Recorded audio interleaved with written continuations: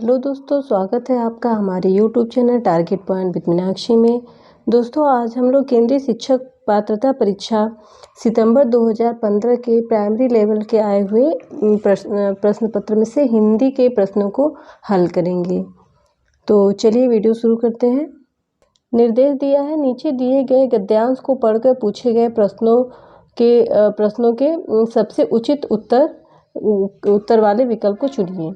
91 से 99 के तक के प्रश्न जो है इस गद्यांश पे आधारित हैं। स्थूल एवं ब्रह्म पदार्थ सूक्ष्म एवं मानसिक पदार्थों एवं भावों की अपेक्षा अधिक महत्व के विषय नहीं है।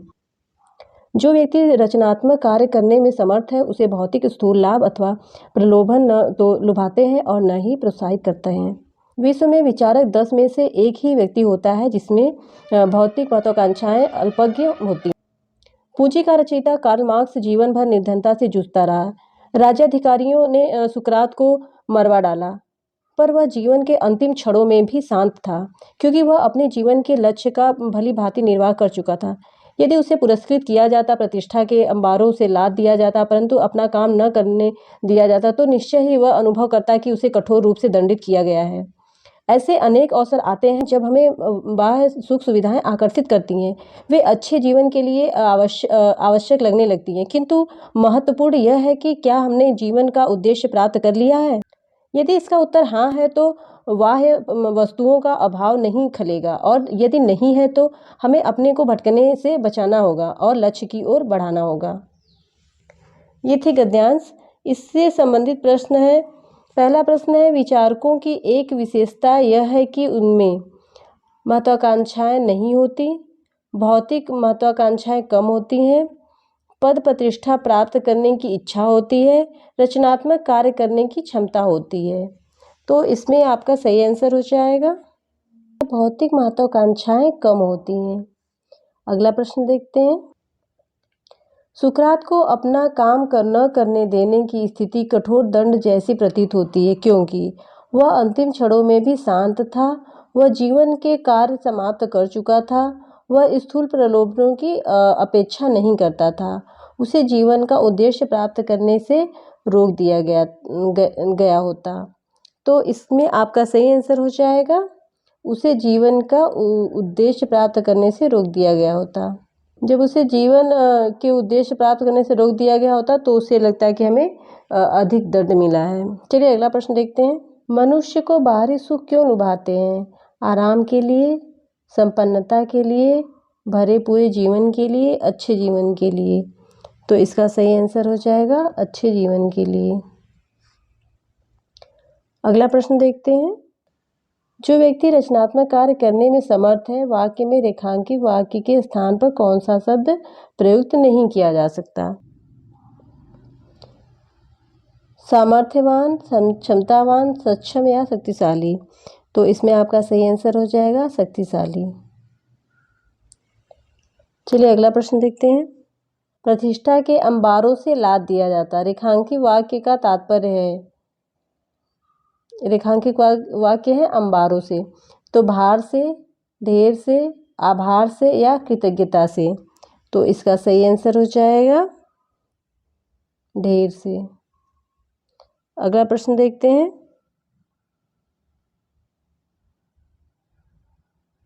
भली भांति निर्वाह कर चुका था। उपयुक्त वाक्यांश में क्रिया विशेषण है भली, भली भांति, निर्वाह या कर चुका। तो इसका सही आंसर हो जाएगा भली भांति। भली भांति क्रिया विशेषण है। ठीक है, चलिए अगला प्रश्न देखते हैं। महत्वाकांक्षा किन शब्दों से मिलकर बना है? महत्धन आकांक्षा, महत्वधन आकांक्षा, महत्वधन आकांक्षा, महन्वाधन कांक्षा। तो इसका सही आंसर हो जाएगा महत्वधन आकांक्षा। अगला प्रश्न देखते हैं। भौतिक लाभ किन्हें नहीं लुभाते? धन संपन्न लोगों को, सामर्थ्यवान लोगों को, जीवन का लक्ष्य पूरा करने वालों को, रचनात्मक कार्य करने वालों को। तो इसमें आपका सही आंसर हो जाएगा रचनात्मक कार्य करने वालों को। अगला प्रश्न है। पूंजी का रचयिता कार्ल मार्क्स कथन से संकेत मिलता है कि पूंजी का अर्थ है धन संपत्ति, एक विचार, एक ग्रंथ या विरासत। तो इसमें सही आंसर हो जाएगा एक ग्रंथ। आगे देखते हैं अगला प्रश्न। निम्नलिखित काव्यांश को पढ़कर दिए गए प्रश्नों में प्रश्न संख्या 100 से लेकर 105 के सबसे उचित उत्तर वाले विकल्प को चुनकर लिखिए। इसमें काव्यांश दिया गया है और उसमें 100 से लेकर 105 तक के प्रश्नों का इसके आधार पे उत्तर देना है।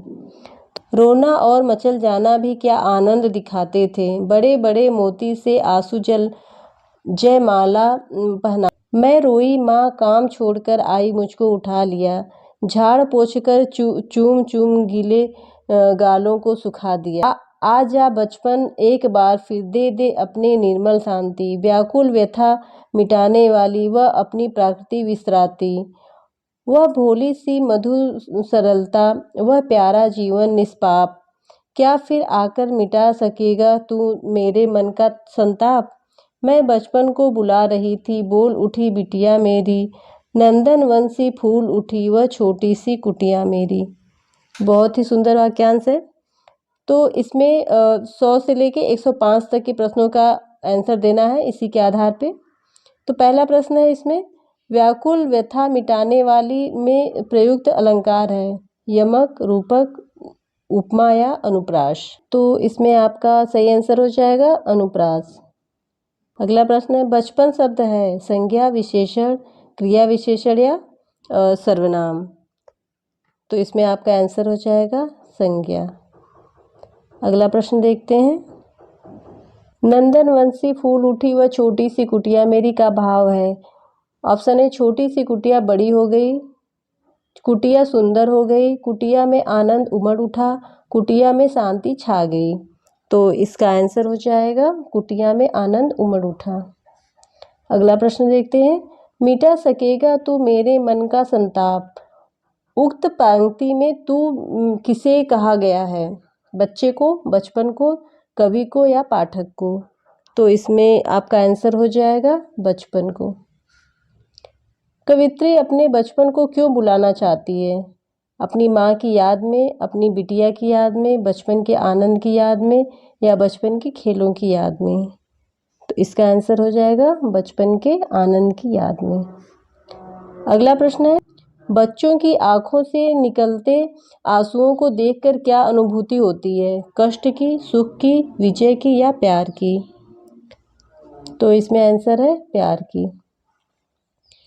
नीचे दिए गए प्रश्नों के सबसे उचित उत्तर वाले विकल्प को चुनिए। प्राथमिक स्तर पर बच्चों की भाषाई क्षमताओं का विकास करने का अर्थ है भाषिक नियमों पर अधिकार, भाषिक संरचनाओं पर अधिकार, भाषा प्रयोग की कुशलता पर अधिकार, भाषा अनुकरण की कुशलता पर अधिकार। तो इसमें आपका आंसर हो जाएगा भाषा प्रयोग की कुशलता पर अधिकार। अगला प्रश्न देखते हैं, व्याकरण शिक्षण की आगमन विधि की विशेषता है, पहले उदाहरण प्रस्तुत करना, पहले नियम बताना, पहले नियम का विश्लेषण करना, पहले मनोरंजक गतिविधियां कराना। तो इसमें आपका सही आंसर हो जाएगा पहले उदाहरण प्रस्तुत करना। अगला प्रश्न है, किसी भी भाषा पर अधिकार प्राप्त करने के लिए सबसे महत्वपूर्ण है उस भाषा का व्याकरण जानना, शब्दों के अर्थ जानना, उस भाषा की काव्य संरचना जानना, उस भाषा का अधिकाधिक प्रयोग करना। तो इसमें आपका आंसर हो जाएगा उस भाषा की अधिकाधिक प्रयोग करना। अगला प्रश्न है, इसी कक्षा में बच्चों की आवश्यकताओं को पूरा करने में भाषा शिक्षक के रूप में आपकी मुख्य जिम्मेदारी नहीं है, विभिन्न आवश्यकताओं वाले बच्चों के लिए उपलब्ध संसाधनों की खोज कराना, बच्चों की भाषा संबंधी क्षमताओं की पहचान करना, बच्चों को विभिन्न प्रकार की दृश्य श्रव्य सामग्री उपलब्ध कराना, बच्चों का आकलन करते समय अति उदार बनना। तो इसमें आपका सही आंसर हो जाएगा बच्चों का आकलन करते समय अति उदार बनना। अगला प्रश्न है, में विकास के क्रम में पठन को प्रोत्साहित किए जाने की आवश्यकता है, सामूहिक, वैयक्तिक, सस्वर या मौन। तो इसमें आपका आंसर हो जाएगा वैयक्तिक। अगला प्रश्न है, मतलब पढ़ने की संस्कृति में विकास के क्रम में व्यक्तिगत पठन की प्रोत्साहित किए जाने की आवश्यकता है। अगला प्रश्न है, भाषा की पाठ्य पुस्तक में सबसे महत्वपूर्ण पक्ष है कागज की गुणवत्ता, आकर्षक चित्र, पाठों का उद्देश्यपूर्ण चयन या अभ्यासों की बहुलता। तो इसका सही आंसर हो जाएगा पाठों का उद्देश्यपूर्ण चयन। अगला प्रश्न देखते हैं, समग्र भाषा पद्धति पर आधारित कक्षा। ऑप्शन है, सभी भाषाओं को सीखने पर बल देती है, गतिविधियों के आयोजन पर बल देती है, बच्चों के भाषाई विकास की स्पष्ट समझ पर बल देती है, बाल साहित्य को पढ़कर सुनने पर बल देती है। तो इसमें आपका आंसर हो जाएगा बच्चों के भाषाई विकास को स्पष्ट समझ पर बल देती है। अगला प्रश्न है कि बाहर का जीवन और वहाँ प्राप्त ज्ञान एवं अनुभव भाषा सीखने के लिए आवश्यक प्रेरणा देती है, क्योंकि इससे व्याकरणिक नियमों की जानकारी प्राप्त होती है, मानक वर्तनी का सम्यक ज्ञान मिलता है, लेखन की विभिन्न शैलियों का परिचय मिलता है, समृद्ध भाषाई परिवेश मिलता है। तो इसमें आपका सही ऑप्शन हो जाएगा समृद्ध भाषाई परिवेश मिलता है। अगला प्रश्न है, पहली कक्षा में प्रवेश लेते से पहले आमतौर पर बच्चे तुतला कर बोलते हैं, पठन लेखन में दक्ष होते हैं, स्व अभिव्यक्ति जानते हैं, भाषा के व्याकरणिक नियम जानते हैं। तो इसमें आपका सही आंसर हो जाएगा स्व अभिव्यक्ति जानते हैं। अगला प्रश्न है, सुरभि अक्सर ड़ वाले शब्दों को गलत तरीके से उच्चारित करती है, आप क्या करेंगे? ऑप्शन है, उसे ड़ वाले शब्दों की सूची पढ़ने एवं बोलकर अभ्यास करने के लिए देंगे, उसे ड़ वाले शब्दों की सूची पढ़ने एवं लिखकर अभ्यास करने के लिए देंगे, उसे ड़ वाले शब्दों को अपने पीछे पीछे दोहराने के लिए कहेंगे, सहजता के साथ अपनी बात कहने के लिए प्रोत्साहित करेंगे। तो इसमें आपका सही आंसर हो जाएगा उसे सहजता के साथ अपनी बात कहने के लिए प्रोत्साहित करेंगे। अगला प्रश्न है, प्राथमिक स्तर पर पढ़ने की क्षमता का आकलन करने की पुष्टि से सबसे अधिक महत्वपूर्ण है वर्णों की पहचान, विराम चिन्हों का ज्ञान, पढ़ने में प्रवाह, अर्थ का निर्माण। तो इसमें आपका सही आंसर हो जाएगा अर्थ का निर्माण। अगला प्रश्न है, भाषा की कक्षा में कहानी सुनाने का मूल उद्देश्य है बच्चों का मनोरंजन करना, बच्चों की कल्पना शक्ति का विकास, बच्चों में सुनकर दोहराने की आदत का विकास, बच्चों को अनुशासन में रखना। तो इसमें आपका आंसर हो जाएगा बच्चों की कल्पना शक्ति का विकास। अगला प्रश्न है, प्राथमिक कक्षाओं में बच्चे बहुत कुछ लेकर विद्यालय आते हैं, जैसे अपने अनुभव, दुनिया का देखने का अपना दृष्टिकोण आदि। तो ऑप्शन है, कमियां, समस्याएं, भाषा या पाठ्य पुस्तकें। तो इसमें सही आंसर हो जाएगा भाषा। मतलब प्राथमिक कक्षाओं में बच्चे बहुत कुछ लेकर विद्यालय आते हैं, जैसे अपनी भाषा, अपने अनुभव, दुनिया को देखने का अपना दृष्टिकोण आदि। अगला प्रश्न है, बच्चों की मौखिक अभिव्यक्ति के विकास का अर्थ यह नहीं है बातचीत में सक्रिय भागीदारिता का निर्वाह करना, वाद विवाद में बेझिझक होकर बोलना, कहानी सुनकर शब्दशः दोहराना, अपनी कल्पनाओं की मौखिक अभिव्यक्ति। तो इसमें आपका सही आंसर हो जाएगा कहानी सुनकर शब्दशः दोहराना।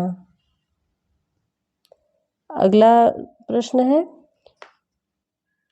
भाषा की कक्षा में यह जरूरी है कि ऑप्शन है, स्वयं भाषा शिक्षक की भाषा प्रभावी हो, भाषा शिक्षक भाषा का पूर्ण ज्ञाता हो, भाषा शिक्षक बच्चों की उच्चारणगत शुद्धता पर विशेष ध्यान दे, भाषा शिक्षक बच्चों की वर्तनी का बहुत कठोरता से ले। तो इसमें आपका सही आंसर हो जाएगा स्वयं भाषा शिक्षक की भाषा प्रभावी हो।